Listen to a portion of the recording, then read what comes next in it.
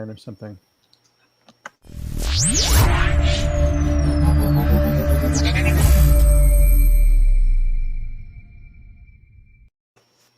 And welcome to episode 6 of Victory Loves Company. I am your host, James Lynch, joined by my co-host, Jim West, who's in quarantine right now. Jim, how are you? I'm doing good. I'm sitting in the quarantine room at the undisclosed location in Las Vegas for UFC 258 this week. So this is where I'm hanging out until tomorrow morning until I get out of quarantine. We also have producer Amanda joining us here on the show. Amanda, how are you? I'm doing well. It's nice to be in the afternoon version of Victory Loves Company. I know it's very different, but I like it. It's cool. I'm sure we'll be getting some people tuning in live today that are probably at work, maybe want to catch something else on here as well. So it's been cool. We're actually doing it later because Jim has his his fight coming up with his fighters and everything. So that's why the afternoon time slot's going on. But how is we'll start there, Jim, just because I'm curious about this. Like, what's it like being in quarantine right now in a hotel? You're away from all your fighters. It sucks. I just ordered way too much stuff on Instacart, so now I got like a boatload of groceries coming that I don't know what I'm gonna do with. But hopefully, I'm gonna try to eat it all. But yeah, no, you get here. Fight week is very different nowadays. You get here, you test. They immediately walk you to your building that you're in, walk you to your room, and basically say stay in there until tomorrow morning, until we're cleared. So we're all in separate rooms. And we text each other. Yeah. Sounds not at all. But yeah. What's press like for usually you got media week. James, you're familiar with There isn't. There's only one day. It's only like an hour. It's on Wednesday. And it's a virtual media day. They don't do it like they usually do, right? Like normally, okay, Jim, correct me if I'm wrong here. Usually how they used to do it, Wednesday was open workouts. Thursday was media day where you sit on the chairs. For the fighters anyways, and then Friday's the weigh-ins and Saturday's the fight. Whereas now it's just the Zoom call on Thursday. They don't even do that. You're correct. Yeah, Wednesday. Tomorrow we go to the Apex, so it's a little bit in person now, but it's still very different. It's very quick. I think it's like an hour total. But yeah, man, you bring up a good point. I've never understood why the UFC does their media day on Thursday. Thursday's the worst day for the fighters. Like that's their big cut day. It's like, dude, they can't. Their mouths are dry. They barely talk. They're miserable. It's like, why don't you put it on Wednesday or Tuesday? Put media day on the day they get there. And you know what? For media, I'm with you there, Jim. Because guess what? If you put a video up, it's going to last longer. It's only got a shelf life, right? Until the fight goes. No one cares about someone before the fight until they fought, right? So why not do it a day earlier? Totally with you there. Yeah, I completely they'll agree. Be healthy. They're happy. They're still drinking water. Still eating a little bit. Thursday's brutal. Yeah. Well, guys, I'm going to bring on Marion, but I wanted to congratulate you. You have Victory Loves Company now has 105 subscribers. Yeah, we're getting there. We're getting there. Thank you, guys. That could. Yes. Yeah. No, it's great to see. Can't thank you guys enough for the support. And girls, it's been awesome. And getting bigger and better every week. And I didn't even mention our guest, Marion Reneau. You just mentioned her there. She's going to be fighting next week, right? It's the fight against Macy 27. Sorry, 2 weeks from now. So there you go. Push back. Get my weeks mixed up. What can you do? But yeah, we're excited to have her on. Marion and I we'll get into it when she gets on here, but I've known Marion for years. We've been doing interviews. So it's been cool to have her on this format because obviously the benefit of her coming on is that I can give Jim a hard time, which is something I can't do when I interview. Oh, and he's in rare form. I'm very sensitive right now. I'm real hungry. I'm in quarantine. I don't know how much I can take today, James. I know we're pushing you to the limit. I tried to get Jamal Emmers to talk some smack on you last week. I heard. You dodged the bullet. I forgot to text you. I'm like, oh, dude, he's going after the jugular. No, instead, this guy is trolling my Instagram page. If people have been following me there, I posted that clip of Macy Barber, and Jim just had to tell the world how much he doesn't like Macy Barber. Hey, she's a gym hopper, man. Like sometimes you got to look in the mirror and go, maybe it's me.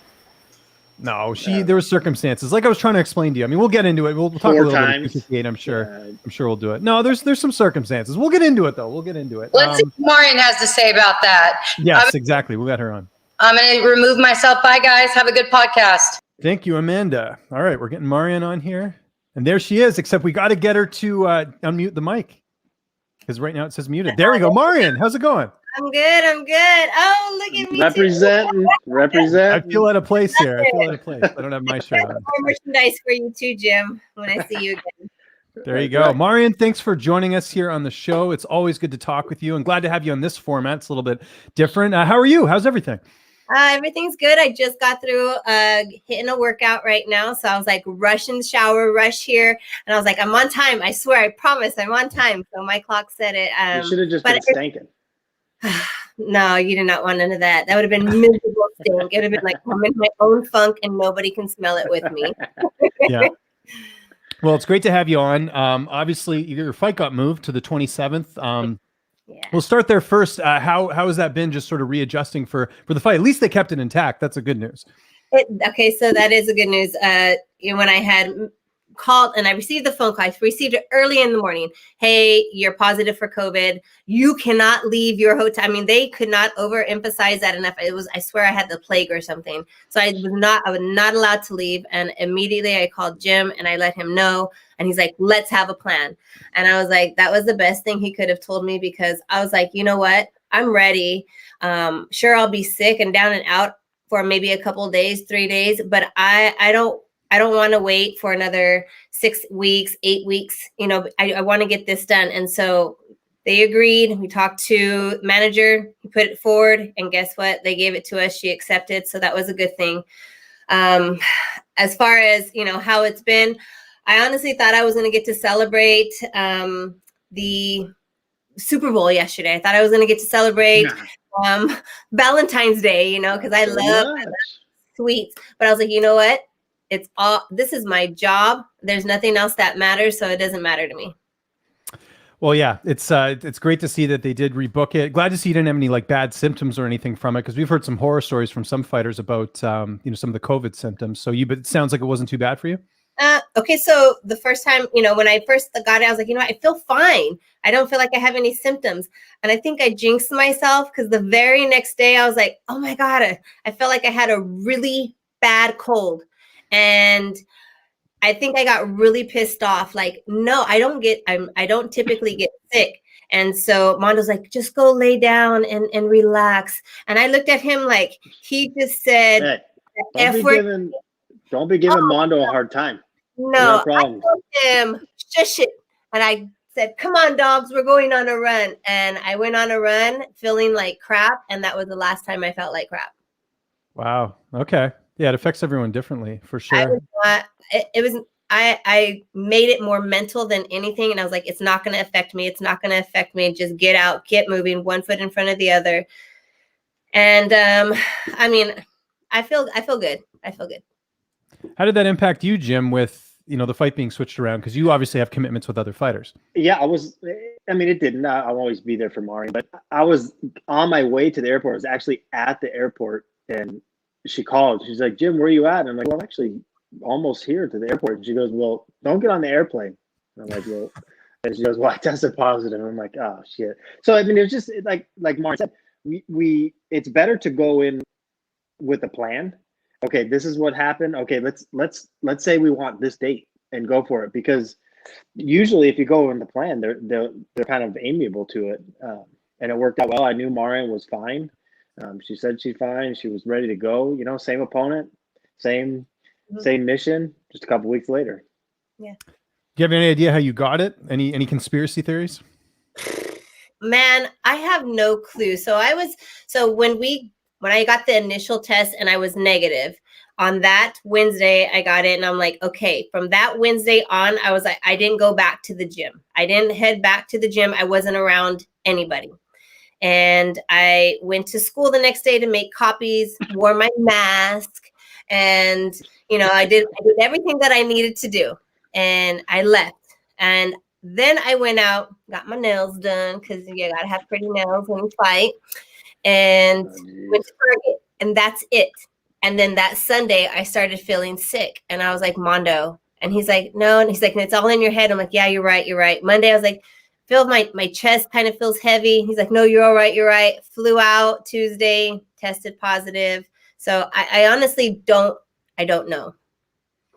And the thing with it as well too is that it's not just, affects your fight, but obviously your day job as well as a teacher. Were you still able to teach throughout that time, or did they, because I know it's virtual, right? So you should still be able to do that, or did they tell you to just rest up? Well, how did you get through that? It's all virtual. It's all virtual, except for one day we're mandatory. Monday we have to be there, and it wasn't. I had called in that day anyways because I didn't feel good, and I was like, I'm not gonna go on campus, and it's a good thing that I didn't. I mean, it's been such a headache. I cannot tell you how much of a headache it's been because I went to campus that Thursday. Everybody was freaking out, and I'm like, I was negative. Leave it alone. Yeah. I'm just glad it's over. Well, yeah. I'm like, go ahead, Jim. What were you gonna say? No, I was just laughing at her. Oh, gotcha. How far back do you guys go? That's one thing I haven't known about either of you. Like, how long have you guys gone back in terms of coaching?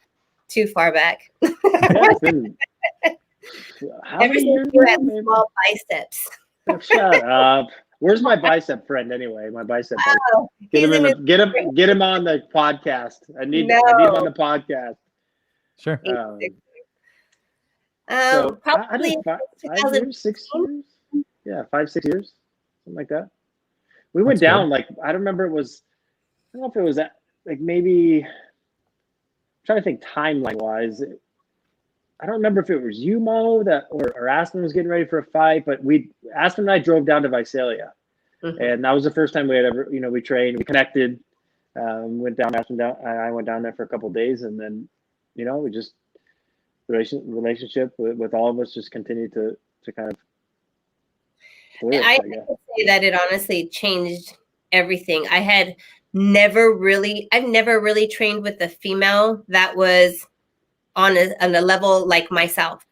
And so training with Aspen just changed everything for me. After that, that's all I wanted. I was like, this is it. This is all I want to train with. I only want to train with high level athletes and, have a plan to train, not just be thrown in and, hey, you're going to spar this heavyweight today. You're going to spar. No, all of that was out the door. I changed everything.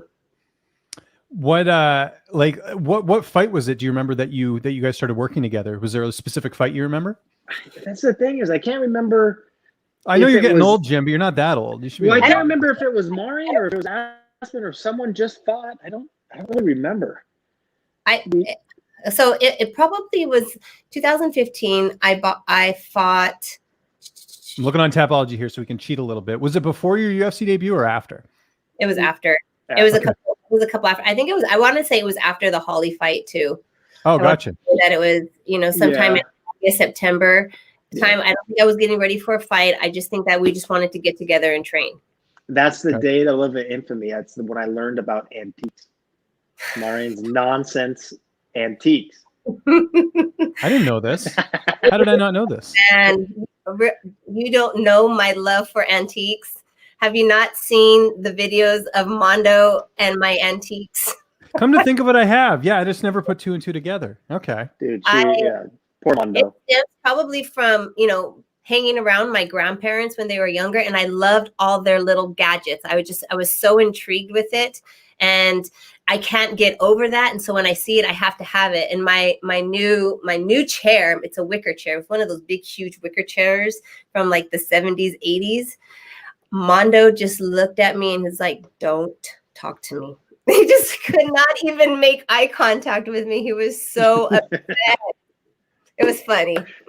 So are you the person that, not now because we got a pandemic going on, but did you used to like hover around garage sales and stuff and try and find things? All the time. The time. I have antique shops that would text me, hey, I got this. Right now, I'm looking for one of those old time baby carriages so I can put my Raggedy Ann dolls and Cabbage Patch dolls in it. And Mondo's like, no. I don't blame him. That's a little. James, there's a video that is deep down probably in Marion's phone. And it was on Instagram at one point. And it was Marion coming home with some antiques. And Mondo didn't know what it was that she was coming home with. And he comes outside and he's like, what is it? Marion comes out. And I felt Mondo's pain as these antiques were coming out of the car. Like, he was just so, more antiques. Like, you just see him. I still feel his pain right now. And this was a couple years ago. So mad. Because it wasn't just one. I had went to an antique flea market. I could not fit enough in my Jeep. And I had no place else. I had all the seats laid down that I had stuffed with so many antiques. He looked at it and he's like, oh, like he was just devastated. You would like, feel for him, James. If you see this video, you will feel for him right now. I think every guy's been there at some point where, you know, they have to do something they don't really want to. But there you go. No offense. I think that's good to have a hobby, though. Look, you're busy. I think that's awesome. You have a hobby on top of all that because, you know, doing the teacher thing, doing the fighting thing.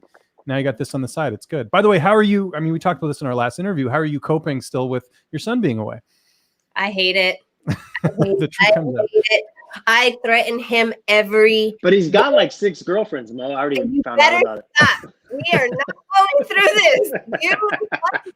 Pretty sure I saw like 6 girlfriends. He messaged me the other day. Like, oh no, I'm a player hater. I pay for his bill. I tell him all the time, if you have she a hoe, mom. She's got like 6 of them. I'm telling you, it just keeps multiplying. Has he had any girlfriends where like you put the fear of God in them because you're a fighter? 0. Okay. 0 girlfriends that I know of, that everybody telling me that you know of. But I think he's had a crush on one girl, and I actually liked her. I think she had potential, but she went away to school, so I was very happy. But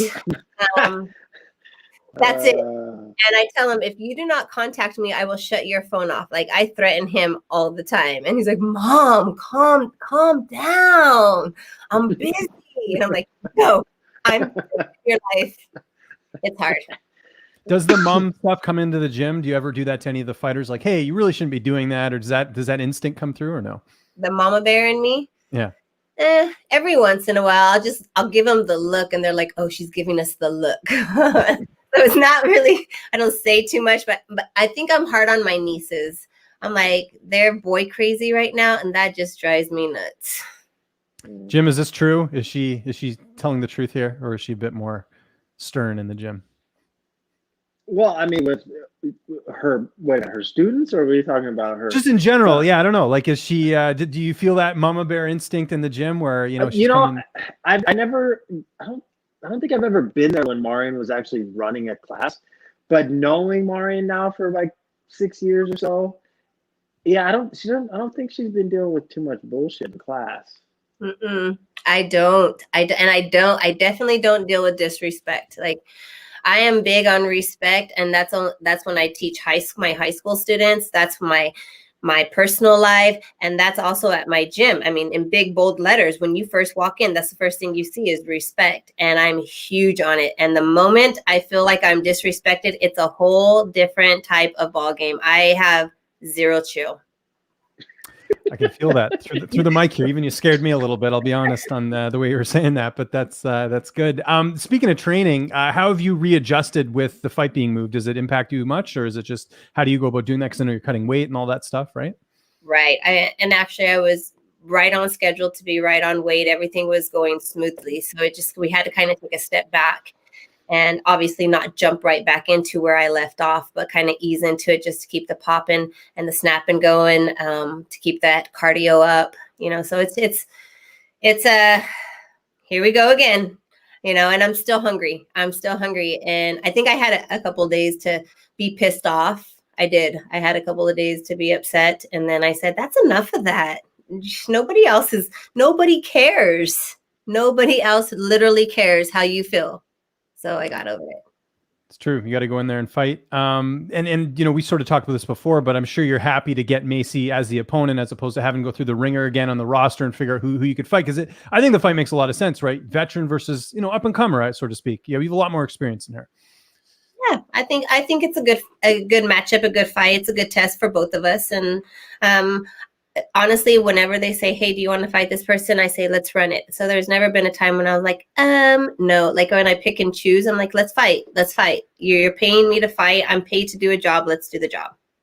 We had Eric Nixick on the show last week, head coach of Extreme Couture, and we were sort of talking about coaches. Jim, I don't think I've asked you this. Do you know Saif Saud at all? Have you ever contacted with him at all? Because that's Macy's coach. Yep. Max fought. Ramiz was Max's last. Oh, that's right, of course, with the whole ear thing, yeah. Yeah, and then Max fought, Alex Morono, which I think he won also. But Yeah, so I'm very familiar with Safe and, his program and all that. Yeah, you guys kind of run a similar ship, very disciplined, very, no nonsense type thing, but in a good way, right? I mean, you get the results you get by putting in that type of structure. Sure. Yeah.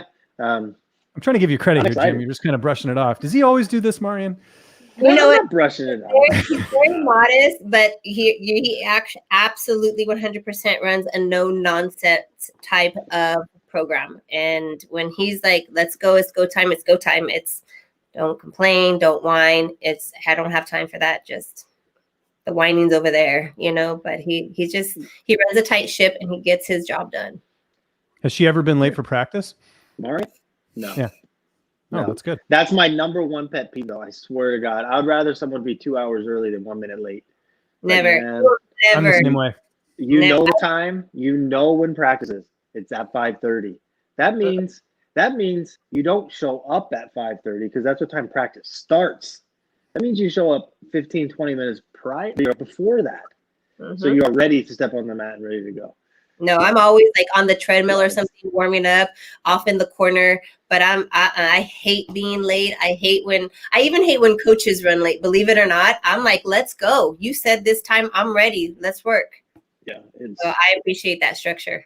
Yeah. How has it been disciplining? Well, I wouldn't even say disciplining, but how is it sort of, being a teacher? I mean, we talked about this in our interview, but, doing it remotely and still trying to instill that discipline because it's much different when you're in the room as opposed to doing it over a computer screen. You know what? I think they get it. And I think that's where that respect comes in because I emphasize it so much that, hey, if you are on time, you're showing me respect. I'm on time. I'm going to show you respect. I'm going to be ready 100%. And I get my kid, they come on time. Once in a great while, somebody will have internet issues and that's acceptable. That's acceptable behavior. After a certain time, I won't let them in and they know it. They're like, oh, she's not going to let us in. We're way too late. It's too late. But my students, they show up on time. I appreciate it too. It's that mutual respect. Here's a fun fact we got to share with all the listeners and everything about Marion. It doesn't matter what time of year it is. If it's colder, it always is different. We should probably start having a blow dryer at the edge of the mats so we can blow dry her feet. Because they always get cold. Their toes, they get numb. There's no. So for all you fans out there, Marion, now you know if she needs something, get her a blow dryer, an industrial size blow dryer, because her feet won't work. A condition. It's called Raynaud's phenomenon or something like that. I don't know if you guys heard it, where the capillaries, when anytime it's cold, like right now, I'm cold and it's probably like 72 in the house, but my fingertips are cold. And it's the capillaries, they constrict and there's no blood whatsoever. It's severe in my feet and my feet just go completely white, numb. I swear, the first time I met, I sparred with James and Aspen at MMA Gold. I was like, Mondo, my toes. And he came over and they're looking at him like, what are so confused. you doing on my feet? And I'm just like, babe, a little bit more, scrub it. Like, I'm just like trying to get my toes to wake up. And they're just looking at me like, do you need more time? I'm like, no, I'm good. But Aspen, I don't even know. I think she just kind of was like, what is wrong with her? And she's like, that gym. And I'm like, no, it's okay. It's just my toes. Yeah, but that's a fun fact. See, for all your fans, so you know you learned something new about Marion Reneau. Nobody knew that. How cool has it been though? Talking about getting to train with Aspen, and like you said, that moment where you're training with someone on your level. What's it been like being on that journey through both of your careers? Just seeing how you guys have sort of leveled each other up over the years. Honestly, the growth it's been tremendous. It's every time we train with each other, I expect to see something different, and I suppose she would too, like, okay, I got to expect this, or, she's going to do something a little bit different. So it's always something new. And so you always have to stay on your toes. It's kind of funny because I'll never, when Marion and Aspen train, so if Marion's the one that has the fight, or if Aspen is the one that has the fight, so in this example, is that Marion has the fight, right? So I never tell Aspen kind of what the plan is of what Marion should be doing or is going to do. And then after practice, she'll be like, you fucking didn't tell me. She threw this shit and I didn't expect that. You know what I mean? I'm like, but that's the kind of it's not, that's the way it should be, right? Like they complement each other so good. And Marion is such the consummate professional that, in the beginning, when they first started training, Aspen was just starting, right? So she was a professional, right? But not at Marion's level yet. So there was things that she took away from those initial kind of training sessions too, was, that professionalism behind it. I mean, Aspen is very mature and all that kind of stuff too, but the professionalism that Marion had, right, and has, that it was something that was tangible that Aspen can learn from also. So it's just been a good symbiotic relationship that they both had, and they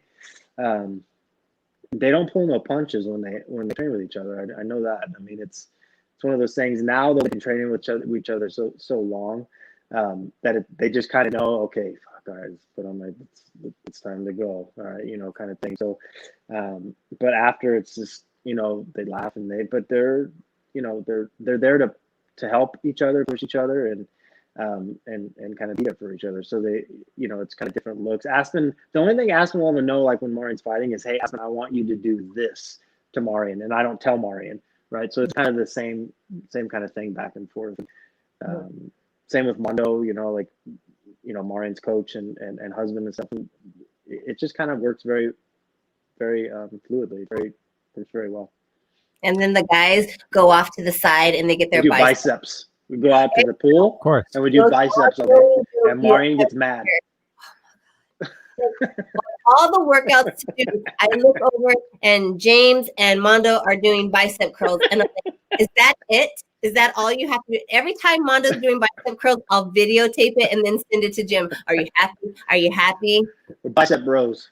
Do biceps together. What's that all about, though? How come you guys do that? It's not. Marion's just a hater. No, I like every time it's like, that's all we do. It's a hater. This really happens. They're like, ugh. And it's like the wrong biceps, the prison yard biceps, where they're still James is out there thinking, like, what the hell are these two idiots doing? A little bit, but yeah, it's okay. I understand.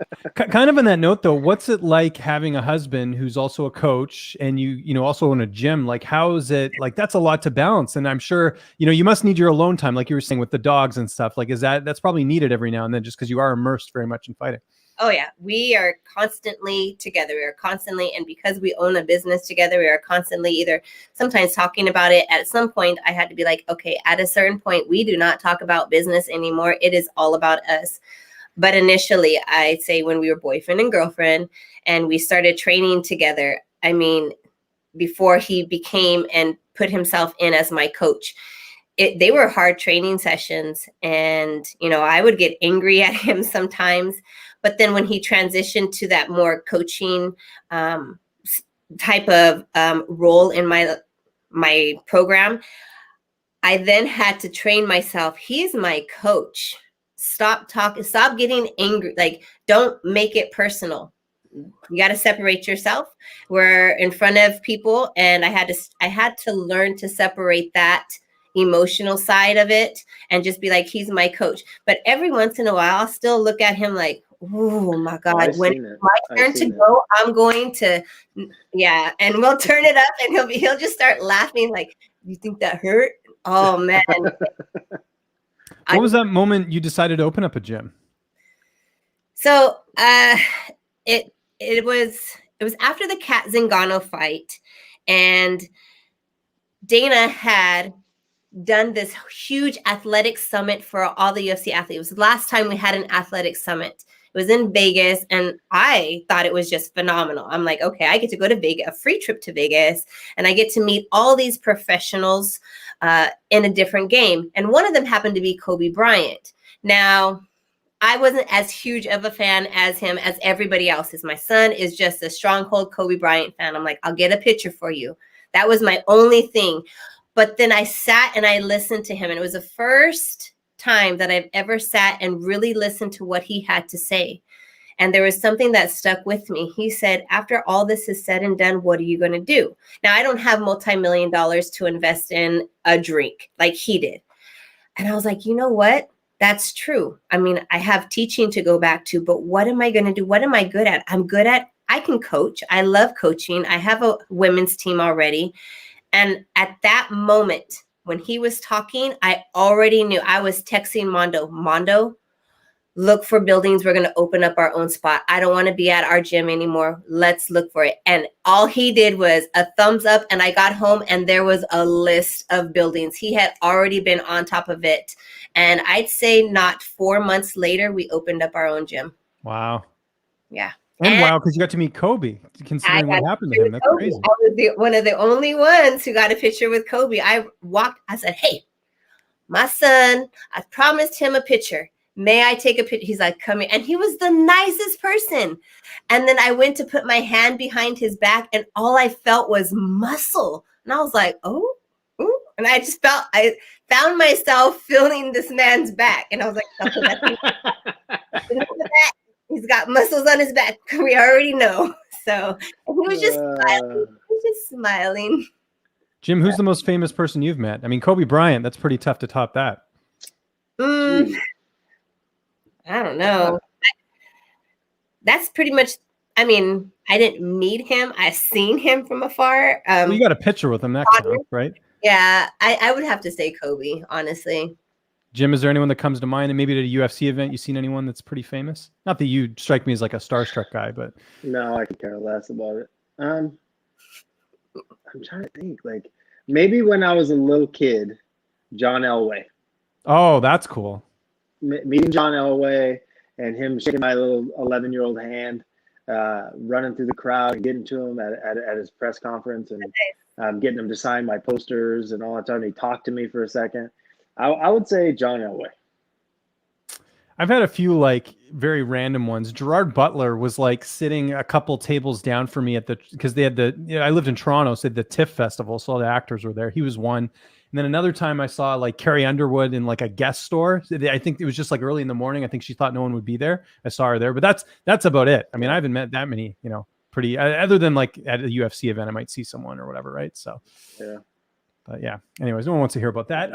What else we got? Obviously, training and everything, having to reset that. How are you feeling like, since then? Because obviously you didn't have many symptoms, Marion, in terms of getting back into training and all that. Like this fight's in 2 weeks, everything on point?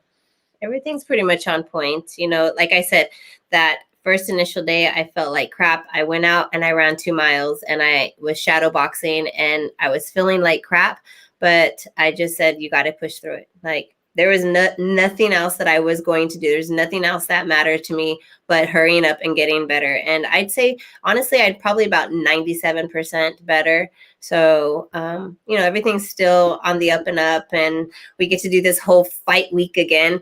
So I had prepped my class. So it's a whole thing, especially when I have to go to somewhere else, when I have to fly, when I cannot be in a Zoom for my class. So I had prepped them for this whole entire week. And then it went downhill. And then I'm like, hey, pause. We're going to do that again. So, and I had to so I'm having to re-prep them again for another fight week. I'm like, hey, February is amazing. I just keep trying to be positive. February is an amazing month. February is an amazing month. We're going to get through this month. And I think I'm more so talking to myself, trying to put myself up, but teaching, making sure that they're taken care of, making sure that I'm taken care of. It's a balancing act. No, it is. That's not something that most people have to deal with, right? Like they don't have like the day job. And so it's just the focus is on fighting. So that's good. But you're at the point where you're so used to it now with the gym, with all that, right? That I'm sure it's just like, hey, it's just part of the process, right? It is. And I work part-time now. So I opted to work part-time. I had a choice if I wanted to even go back at all. And I didn't have to, but I said, hey, I really like what I do. I like that I get to, reach some students, and they end up coming to my gym and training with me later on, maybe. So I said, I'll stay, but only if you let me work part-time. So at least I get to get off at about 11:15, 11:30. Okay. Well, that's interesting. Jim, what about you for your like work as well? Like, I'm sure if you have like for example, this situation where, a fight gets moved, like how is it with trying to get time off work yourself? Yeah, I'm pretty blessed in that way. I can pretty much mix and match my stuff as much as I need to. Like right now I'm in quarantine hotel where Marion will be in a couple of weeks. So yeah, no, it's not really that, no one covers me per se. Right. So I could bring my laptop, but there's a manager that will remotely kind of look over my stuff. But yeah, I'm pretty fortunate in that way. It helps me out. Yeah, and I'll tell you, it impacts me. I mean, like, especially if like a main event's off, like sometimes I'll have content ready to go, and then a main event like gets scrapped. And it's like, ah, man, I got to go back to the drawing board, got to figure out other stuff. So, I mean, it affects everyone, right? Like, I remember when Habib and Ferguson was supposed to happen, and then it didn't. I did all this stuff, and then it all just went to waste, and like never saw the light of day. So, you know how it goes. So we all have to adjust a bit. Right now, I'm just looking out my window, kind of like in those memes where you see someone just looking out the window like they're in prison and they can't get out. That's what Well, didn't you bring anything? You didn't bring like a laptop or something to watch some movies or fight? I didn't bring my laptop because I didn't want to have to deal with it. So now I'm just waiting for my Instacart, all my groceries to get here. So now I heard they go to Whole Foods. Do they not for your groceries? Do, yeah. There's UFC. Whole Foods is really good. Starts tomorrow, but I just do the apps, Instacart, and I just grocery shop today on Albertsons, and I saw a few minutes ago, and my Albertsons dude is getting ready to get here in about 30 minutes, so I'm good to go. What's on the grocery list? Well, we got a little coffee. I had to get some detergent because I'll be stanking here pretty bad here pretty soon, 2-a-days with Anthony. I got some steak for dinner tonight, so I'll do a little bit of that. I get some snacks. The pea snaps. I like the pea snaps. Some milk, eggs. Just the basic stuff. Otherwise, I'll spend like $1,000 on friggin' DoorDash. So I'm like, I gotta get some groceries this time. Because that's you must have a kitchen there if you bought a steak, right? There's a kitchen, yeah. So they have. It's for those of you that don't know, and it haven't been able to. So fans that aren't able to experience the differences of what kind of the UFC is now. So what they do is there's a undisclosed hotel that they put us in. And the rooms that we have are full kitchens and all the everything that you can possibly imagine, because you can't really go anywhere. We're here PI, so it's very different. There's not a lot of options. There's two separate rooms. So there's one room on one side, then you have the living room and the kitchen, and then another room on the other side. So it's like one hotel is 2 rooms in one. But I'm going to be getting some crumble cookies tonight. I'm ordering those on DoorDash. When you go to Vegas next time, James, crumble cookies, you got to get. Never had them. I'm getting hungry ridiculous. Just thinking about it. Yeah, it's ridiculous. That's interesting. Yeah, and then the steak, I got to know, is it grass fed, good quality stuff or what? Yeah, organic. I bought myself a filet mignon. I'm going to be pan frying that bad boy tonight with a little salt and pepper. Huh? You know how to cook? Hey, don't start. Ask Aspen how I can cook. I can cook. I can cook. Aspen Ladd, if you're watching, you let him know I can cook. Could you please help that brother, man? He burns eggs. Mondo, I gotta help you out, dude. Burning eggs. No problem. Let's get to some news. We got to talk about some things. Actually, just before we hopped on here, Bellator is on Showtime now. I don't know if you guys caught that or not. I didn't. That. Yeah. Instant reaction. I think it's a good move, right? It's kind of full circle with Strikeforce, right? Coker takes over Bellator. Now they've got all these ex-Strikeforce guys in there, and and here we go. They're going to be on Showtime, which I think that's awesome. For me, the question I have: how are we going to watch this in Canada? Because when they had the CBS Sports thing, we couldn't watch it. So I'm hoping they figured that out for the lone Canadian here on this on the show, right? So, but it's a good move. They announced. What match? So here's one they announced. So I'll tell you a couple just off the top of my head. They finally booked it. Yoel Romero is going to fight Anthony Rumble Johnson. Your reaction to that? How cool is that fight? Oh my God, I like him. I'm a fan of him, probably because he's an older fighter. So anytime he's in the fight game, I'm like, that guy. He's a specimen. Have you seen his body? He is like a rock. Natural. I don't know how the hell he makes 185. The first time I saw him, I'm like, dude, how do you make that? I don't even know where it comes from. Well, he's missed weight before. Remember when he fought Rockhold, I think that was supposed to be for an interim title, and then he missed weight. So yeah, but it's a tough cut for him or something. But I was like, oh my God, this guy's huge. No, he is big. Well, he made his debut in Strikeforce at 205. People forget that, and then he ended up dropping when he went to the UFC. Yeah. So he's back at middleweight. That'd be a cool. Or no, sorry, he's back at he'll be at light heavyweight for Bellator. So that'll be interesting. I just want to see Yoel wrestle some. Like mix it up. Your striking will be better if you even if you don't keep him there, just put them on their ass for a second. Your striking will all of a sudden become better. And isn't he like a natural wrestler anyways? Yeah, like he's a wrestler. Yeah, he was an Olympian. He was an Olympian. Bronze medalist. You don't see it enough. It's like, ever. oh my God, let me see some wrestling. Yeah, take him down. Mix it in sometimes. And I'm curious about Rumble, right? He hasn't fought in a couple of years. He's coming back. The last fight, I was actually at his last fight. That was in Buffalo when he lost to Cormier. So it's been a couple of years. That was 2017. He's coming back now, a couple of years later, and he's fighting Yoel Romero in his debut. I mean, that's a tough outing for anyone. That's a very tough outing. That is going to be a tough outing. I mean, and it says a lot too. If since the 2017 he's been training. Now, if he hasn't been training since then, like it's rough getting back into the swing of things, getting the timing, staying on top of stuff. And that's why we talk about not having camps. We train all the time, but we say camps because we tighten up a few things. But when it comes to Aspen and I, we are constantly training. Just because we don't post tons of training videos and pictures, that does not mean that we are not training. It's just that we want you to see our other life too. A few more things we got to talk about UFC 258 this Saturday, and then we'll get to your questions. I know we have some people here in the chat that want to talk here, but the main event is interesting. Before we talk about like what we think about the fight, but two former teammates fighting each other. Marion, have you ever had that situation where you've had to fight a former teammate or someone you knew, or maybe you knew a teammate that had to fight someone? Has that ever happened to you before? It has not happened to me, but it has been in discussion between Aspen and I because we are in the same weight division, and we already said it won't happen. We won't do it, and unless it was like ironically title and a shit ton of money. That's it. Go give the fans a hell of a show and make a shit ton of money. But we had already established, that's not something that we wanted to do. I mean, we train with each other pretty consistently as much as possible. So I haven't known anybody to fight anybody else. Training the same facility, I cannot imagine what's going through their head, how that's going to happen, how they're going to switch that, hey, I know they do this. How am I going to count? Like, how do they do that? How do they switch it up? Yeah, and for those who don't know, Usman actually left Sanford MMA, so he's in Colorado training with Justin Gaethje. So that's going to be really interesting to see, how Usman's adapted with that camp.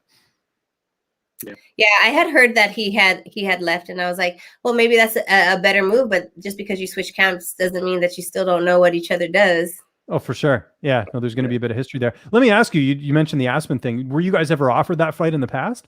No. Like that you remember? Okay, good. I was going to say, because it doesn't make sense. There's a lot of bantamweights that could fight each other, right? So no, that wasn't ever offered. It wasn't something that came up. It was just kind of something that we kind of initially decided early on. I mean, obviously, hell of a lot of money and a title fight. Let's go. Yeah. But, I mean. So what do you guys think of this fight? Because, Usman hasn't fought since the Masvidal. So first off, little context here. They were supposed to fight last July, right, in Abu Dhabi. Burns gets COVID, loses the title shot. It goes to Masvidal. Masvidal loses. And then, I guess Usman was injured. I'm not sure what happened. Now here we are in February. We're getting the fight here on Saturday. Burns hasn't fought since the Woodley fight, which I think was in May of last year. So both have a bit of a layoff coming in. What do you think about this? I'll start with you first, Marion. What do you think of this fight? How do you think this fight could play out, in your opinion? Because it's a wrestler against a striker and jiu-jitsu guy, basically. That's how I look at it. Well, a lot of things can happen. I mean, just because someone say they're a jiu-jitsu guy doesn't mean that they haven't been incorporating wrestling in their fight game as well. So I think, man, it's just one of those 50-50 situations that I want to see a great fight. And I know these two are going to bring it. I think, I'll chime in here and I want to get Jim's thoughts on this. I think Usman wins. And the reason I think he wins is because of that experience of, being in the 5-round fight. I mean, Gilbert's had a little bit of that, but Usman's been a mainstay welterweight. He's been in that division since his whole UFC career. Burns has only moved up the last, I think, 4 or 5 fights. If you remember, he fought at 155. He actually lost to Dan Hooker, if you guys remember. So it was a brutal cut. I was at that card. Burns looked like he was on death's door trying to cut that weight. Like, I was surprised he even made the fight. And then he has to fight Dan Hooker, who's got great knockout power. Ended up losing that. But I think he's a much different animal at 170. He's absolutely deserving the shot. Couple wins in a row, just beat Woodley. I mean, absolutely deserves a shot. But I think Usman, just with that experience, I don't see Burns finishing Usman early. We've seen Usman take some shots. You mentioned jiu-jitsu. Burns hasn't really used his jiu-jitsu over the last couple of fights. It's really been his striking. So I think this could end up being a stand-up fight. I would give the edge to Burns there, but at the same time, I could see Usman, really using his wrestling and setting a pace there. Jim, what do you think? Let's get the coach's opinion on this. Yeah, I actually think it's going to be real boring. I think Usman's going to, I think the first, maybe, 3-4 minutes, maybe relatively exciting, but I think what you said, James, as far as his experience and stuff, I think that probably could play into roll into it. But I think what Usman's probably going to do is try to tire Burns out, making Burns carry him on the cage and kind of just make it boring, grueling, like that type of fight. Kind of what he kind of did to Masvidal to an extent.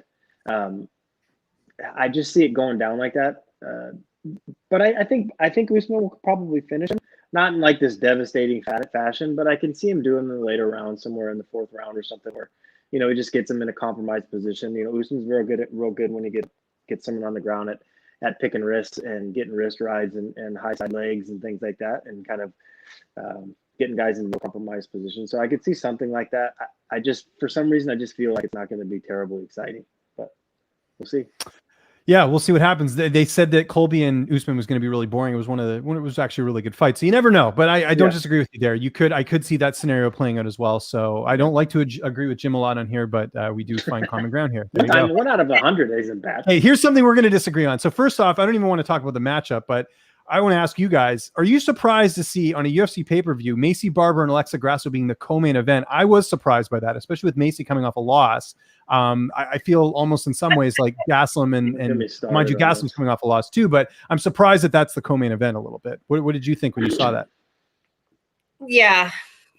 I'm surprised, but I can tell by Jim's face, he has a very strong opinion. I mean, to say that, that I'm not happy that a female is a for sure. Yeah. From that perspective, it's great. 100%. On that. However, the 2 females that were chosen, that is kind of surprising.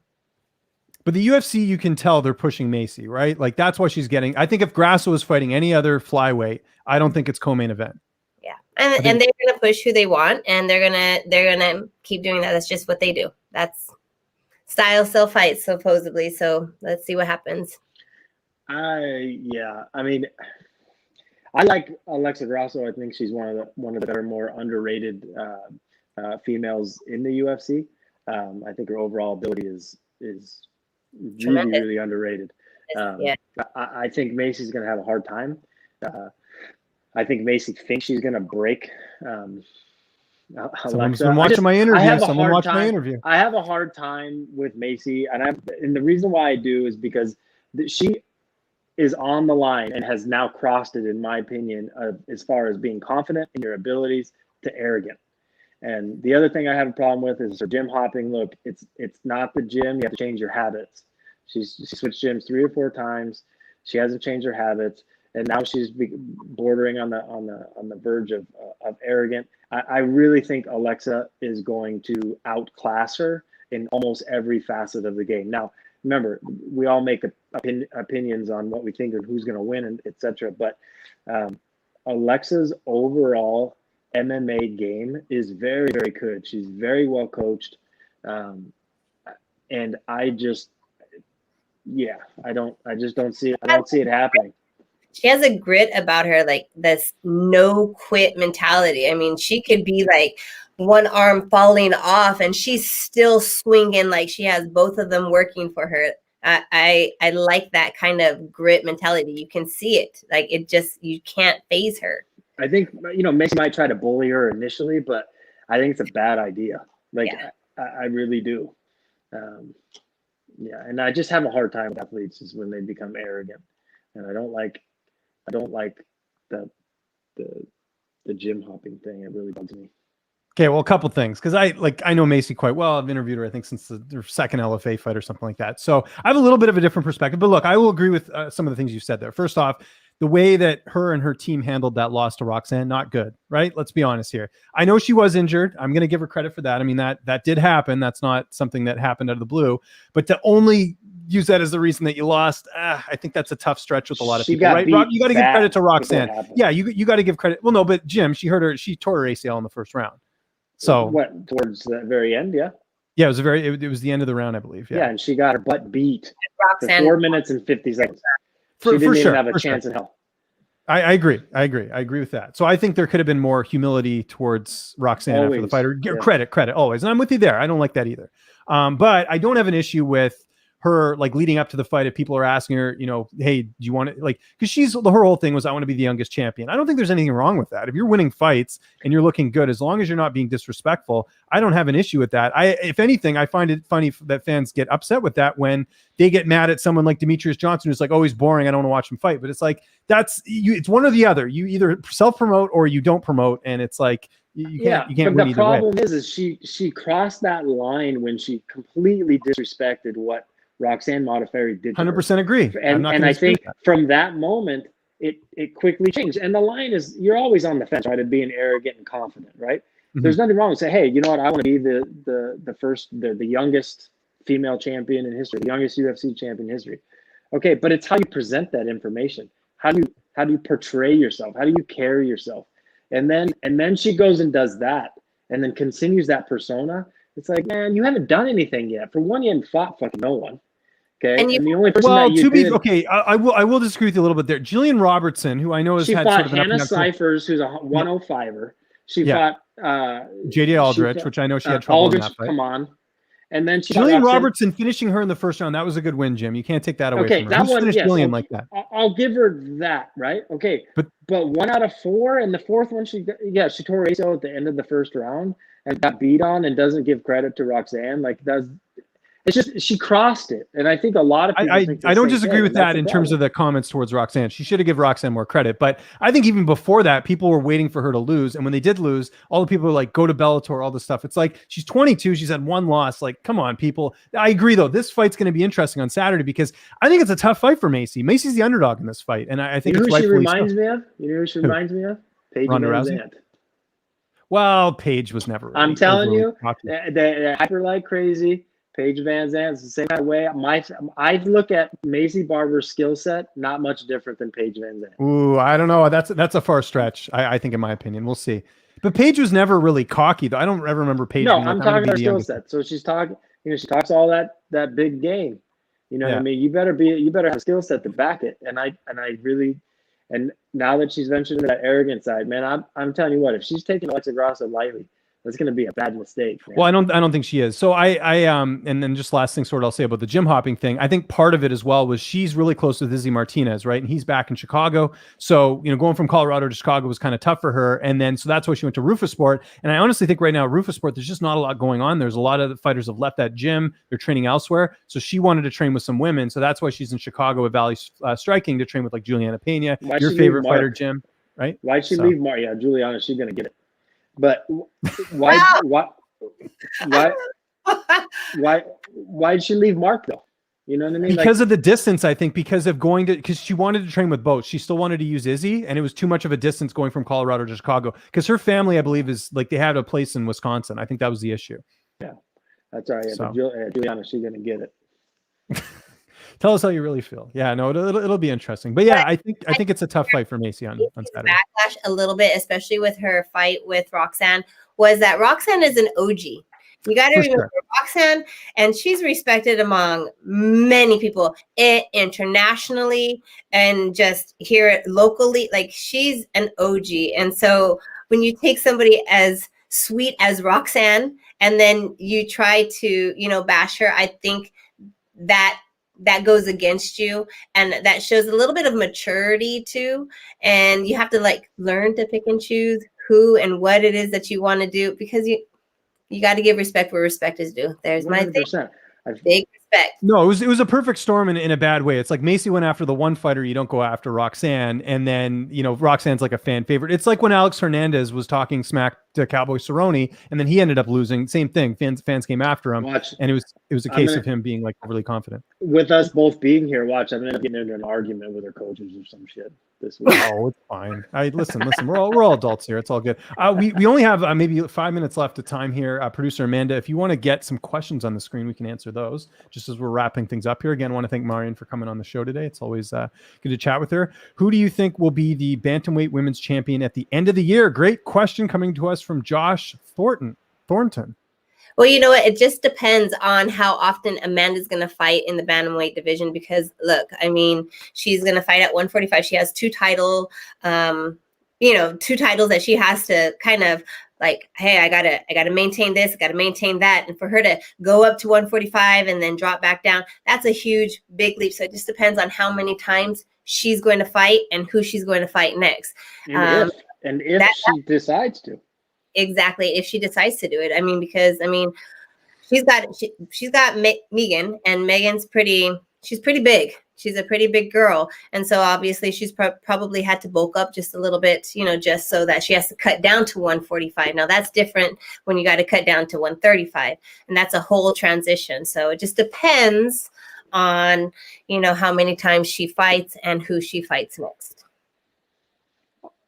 And then we got Josh saying, I think Fluffy wins with a 2nd round TKO. Actually, Fluffy's the underdog. I don't know if you caught that, Jim, against Vieira. He's actually a big underdog. What am I talking about? Let me check the odds here. You guys will get a good laugh out of this. So Anthony Hernandez right now is a plus 320 underdog against Vieira. I like being there. That's a good position to be in. Yeah, that's fine. Yeah. That's a great position to be in. Like, there's Anthony, I can say, as I will be in his so sad. I'm the underdog. No, that is the okay, fine. And then odds, they have to make odds, but being Anthony's coach and being in the corner with him this weekend, Anthony had to get over a few hurdles. The last few were just some personal things, and this is the Anthony that I know and have known a couple of years back. It's going to be a different animal. He's very well prepared.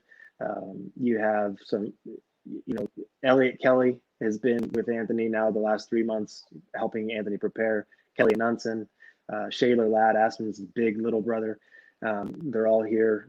My guy's boxing coach, but both Kelly and Elliot have competed and trained with Rodolfo for very many years. But Anthony's very well prepared. We'll take that plus 320. And a couple of things I just want to point out that I think people forget, because you look at Anthony's record, I think it's a win-loss or whatever, but you look on the regional scene, he destroyed Jordan Wright on Contender Series, which people forget. Like Jordan was a guy that had never been finished at that point, and he's got to win over Brendan Allen too. Like, people forget that. Yeah, he fought Brendan Allen for the LFA title. Mike Persons, who was in the Ultimate Fighter at one time from Nate and Nick's place. He has, Okay, we'll get one more question here, and then we'll wrap things up here, Amanda, if you want to get one more on the screen here. Let's see. What do we got here? What is Jim's best quality as a corner coach, Marion? Let me think. No. Right off the top of my head, he is calm, direct, and precise. He doesn't waste a lot of time with gibberish. Like, I need you to be direct and to the point. We got literally 60 seconds, if that, by the time they get to my corner, and he gets to the point when he needs to, and he stresses it, and then he's done, and then you get the point, and that is it.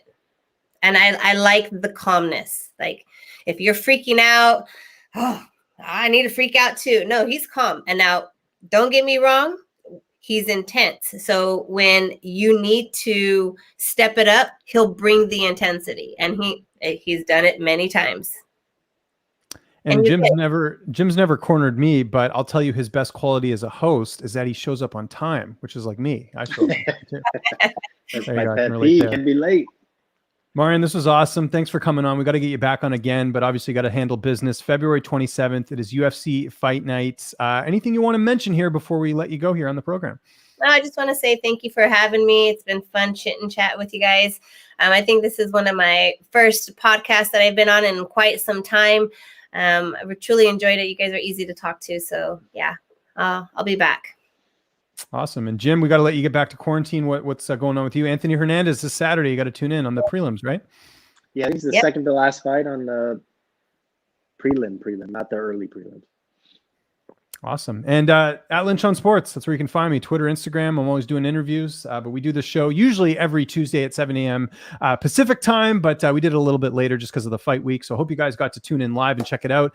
Make sure you hit that subscribe button on the video. Make sure you hit the like button as well. Easy way to help support the podcast without spending any money. And thanks everyone for watching. We'll see you next Tuesday, and hope you guys have a great rest of your week and enjoy the fights on Saturday.